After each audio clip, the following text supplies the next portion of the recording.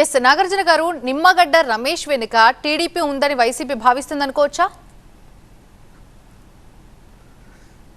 భావించేదే ఉందండి, నిజం కదా. వైఎస్ఆర్ కాంగ్రెస్ పార్టీ భావించడం కాదు, ఈ రాష్ట్రంలో ఉన్నటువంటి ప్రతి ఒక్క వ్యక్తి, ప్రతి ఒక్క పెన్షన్దారుడు, ప్రతి ఒక్క పేపర్లు టీవీలు చూసే ఫాలో అయ్యేటువంటి వ్యక్తి ప్రతి ఒక్కరూ నమ్ముతున్నారు నిమ్మగడ్డ రమేష్ ఉన్నాడనే విషయం.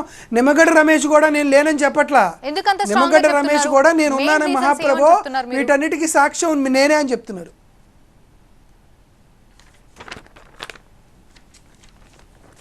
Can you please repeat it again ma'am? Yes, Nimmagadda Ramesh వెనుక టీడీపీ ఉంది అని వైసీపీ భావిస్తుంది అంటున్నారు. ముఖ్యమైన కారణాలు ఏమనుకుంటున్నారు? నిమ్మగడ్డ రమేష్కి ఏం అవసరం ఉంటుందండి? పెన్షన్లు ఆపేయాలనేటువంటి అవసరం నిమ్మగడ్డ రమేష్కి ఏముంటుంది? నిమ్మగడ్డ రమేష్ ఎప్పుడో రిటైర్ అయిపోయినటువంటి ఒక ఎంప్లాయీ, ఆయనకి ఏం అవసరం ఉంటుంది?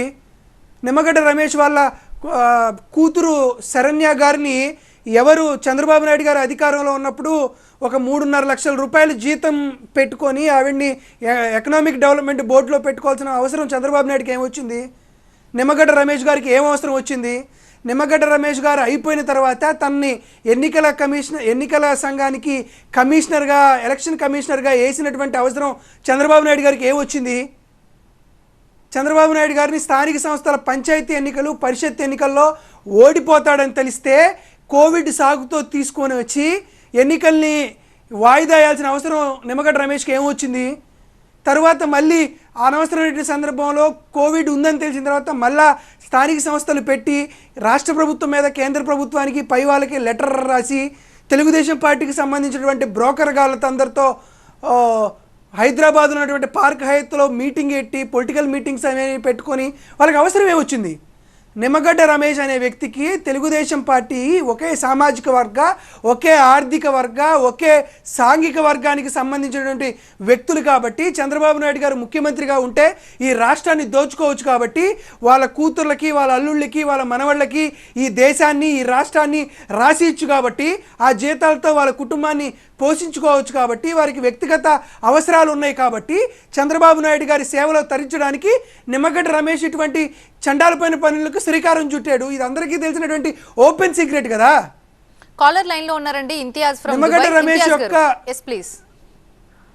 హలో, నమస్తే sir. First of all congratulations, advance congratulations Nagarjuna garu. So sir, నేను కూడా ఒక 15 days బ్యాక్ నెల్లూరులో ఉండి మా ఖలీల్ గారు ఎమ్మెల్యే, ఆయన కోసం ప్రచారం చేశానండి. గడప గడపకి వెళ్ళాను. So I came from Dubai just Jagan గారి వల్ల ఇన్స్పిరేషన్ పొంది ఆయన మళ్ళీ రావాలి అని చెప్పి నా గురించి సాక్షి పేపర్లు కూడా వేశారండి. యాక్చువల్గా గడప గడపకి వెళ్ళి ప్రచారం చేశానండి. ప్రతి మొహంలో ఒకటే మాట అండి, మీరు చెప్పినా చెప్పకపోయినా మేము ఓటేసేది జగన్ గారికే అని చెప్పి చాలా మంది రెస్పాన్స్ వచ్చిందండి. I'm very happy for that. మళ్ళీ ఇప్పుడు ఓట్ వేయడానికి మళ్ళీ ట్రావెల్ చేస్తున్నానండి. వీళ్ళు టీడీపీ వాళ్ళు చెప్పేలాగా డబ్బులు ఇచ్చి పిలిపించుకుని నాకు ఎవరేం డబ్బులు ఇవ్వలేదండి. నేను నా సొంత ఖర్చులు పెట్టుకుని జగన్ గారి కోసం వచ్చి ప్రచారం చేశాను. ఇప్పుడు జగన్ గారికి ఓటు వేసి గెలిపించుదామని మళ్ళీ వస్తున్నాను. సో ఇది జస్ట్ ఒక సమ్మరీ అండి. Coming to the main topic, మీరు చెప్పినట్టు ఎస్ అఫ్ కోర్స్ దీని వెనకాల ఈ త్రిమూర్తులు ఉన్నారండి. చంద్రబాబు నాయుడు గారు, పవన్ కళ్యాణ్ అండ్ మోడీ. వీళ్ళ వల్లే అసలు ఈ విధంగా పింఛనర్లు ఈ రోజు బాధపడుతున్నారంటే వీళ్ళేనండి. మొన్న ఒక పెద్దాన్ని చనిపోయారండి. అసలు కనీసం ఒక బేసిక్ కామన్ సెన్స్ కూడా లేకుండా ఇంత వయసు ఉండే వాళ్ళని ఈ విధమైన ఎండలో హింసించడం ఎంతవరకు న్యాయం, ధర్మం అండి? సో కనీసం ఎలక్షన్ కమిషన్ అన్న అదొకటి, ప్లస్ ఒకటి ఇప్పుడు వైఎస్ఆర్సీపీ వాళ్ళు వీళ్ళకి ఇవ్వాల్సిన నెక్స్ట్ ప్రోగ్రామ్ లో ఇవ్వాల్సిన డబ్బులు రిలీజ్ చేయండి అంటే అది కూడా ఎలక్షన్ కోడ్ ఆఫ్ కండక్ట్ కింద తీసుకొచ్చి ఇంకా ఇప్పటిదాకా కూడా రెస్పాన్స్ ఇవ్వలేదండి.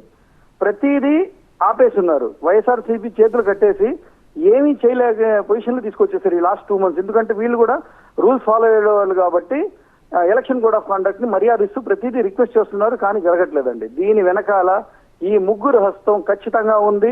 జనాలు చూస్తున్నారు. రేపు పొద్దున 2 బటన్లు నొక్కుతారండి. ఆ 2 బటన్లు నొక్కే దాంట్లో గాలికి మొత్తం సైకిల్ కాదు, లోటస్ కాదు, అన్ని ఎగిరిపోతాయండి. జై జగన్, సిద్ధం.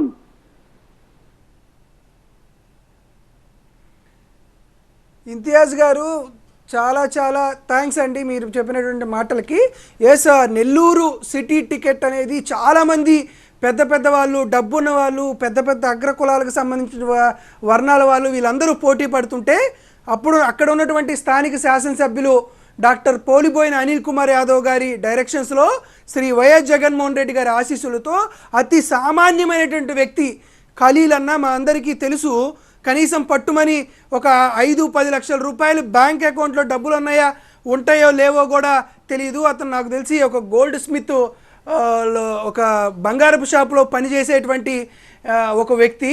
అటువంటి వ్యక్తిలో కూడా ఉన్నటువంటి ఆ గొప్పతనాన్ని గుర్తించి ప్రజాసేవ చేస్తాడని నమ్మి అనిల్ కుమార్ యాదవ్ గారి సహాయ సహకారాలు అతనితో ఉంటాయని నమ్మి ఒక ముస్లిం వ్యక్తిని, ఏమాత్రం 4 రూపాయలు డబ్బులు లేనటువంటి వ్యక్తిని కూడా నుంచోబెట్టి ఆ సీట్లో పి నారాయణ్ని, టైకూన్ ఆఫ్ ఎడ్యుకేషన్లో ఉన్నటువంటి నారాయణ్ని కూడా ఓడించి అక్కడి నుంచి ఖలీల్ గారిని గెలిపించుకురావాలనేటువంటి ఒక పెద్ద యజ్ఞాన్ని జగన్మోహన్ రెడ్డి గారు చేస్తున్నారు. కాబట్టి ఖచ్చితంగా ఆయన మీపై పెట్టుకున్నటువంటి నమ్మకాన్ని ముస్లిం సహోదరులు, అక్కడ ఉన్నటువంటి బడుగు బలహీన వర్గాల జాతులందరూ గుర్తు చేసుకొని నెల్లూరు సిటీ నుండి ఖలీల్ అన్నను గెలిపించవలసిందిగా మరొకసారి ప్రార్థిస్తున్నాను.